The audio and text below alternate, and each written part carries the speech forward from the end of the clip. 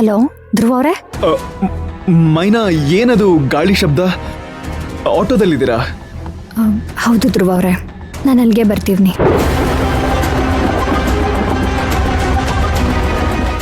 ಯಾಕೆಷ್ಟು ಹಠ ಮಾಡ್ತಿದ್ದೀರಾ ಮೈನಾ ಅವರೇ? ನನ್ನ ಮಾತು ಕೇಳಿ, ಇಲ್ಲಿಗೆ ಬರಬೇಡಿ ಪ್ಲೀಸ್. ವಾಪಸ್ ಈಗಲೇ ಅಲ್ಲಿಂದ ಹಾಸ್ಟೆಲ್ಗೆ ಹೊರಡಿ. ಇಲ್ಲ ಧ್ರುವ ಅವರೇ, ನಾನಿವತ್ತು ಯಾರ ಮಾತು ಕೇಳಕ್ಕಿಲ್ಲ. ಇವತ್ತು ಎರಡರಲ್ಲೊಂದು ತೀರ್ಮಾನ ಆಗ್ಲೇಬೇಕು.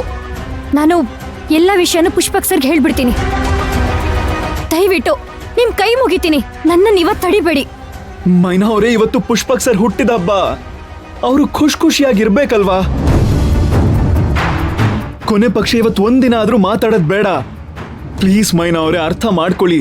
ಧ್ರುವ ಅವರೇ, ಇವತ್ತು ನಾಳೆ ಅಂತ ಕೂತ್ರೆ ಇವತ್ತು ನನಗ್ ಬಂದಿರೋ ಧೈರ್ಯ ಹೊರಟೆ ಹೋಗುತ್ತೆ. ಇಲ್ಲ ಧ್ರುವ ಅವರೇ, ಧೈರ್ಯ ಇದ್ದಾಗ್ಲೇ ಎಲ್ಲ ಹೇಳ್ಕೊಂಡ್ ಬಿಡ್ಬೇಕು. ನಾನಿವತ್ತು ಹೇಳ್ಬಿಡ್ತೀನಿ. ಮೈನಾ ಅವರೇ, ನಿಮ್ ಲಾಜಿಕ್ ಎಲ್ಲ ಇವತ್ತು ವರ್ಕ್ ಆಗಲ್ಲ. ಈಗಾಗ್ಲೇ ಜನ ಸೇರ್ತಾ ಇದ್ದಾರೆ, ಎಲ್ರೂ ಖುಷಿಯಾಗಿದ್ದಾರೆ. ಈಗ ನೀವು ಬಂದು ಎಲ್ರ ಮುಂದೆ ಅವ್ರಿಗೆ ಅವಮಾನ ಮಾಡಿದ್ರೆ ಸರಿ ಹೋಗಲ್ಲ. ಮೈನಾ ಅವರೇ, ಪ್ಲೀಸ್ ಅರ್ಥ ಮಾಡ್ಕೊಳ್ಳಿ.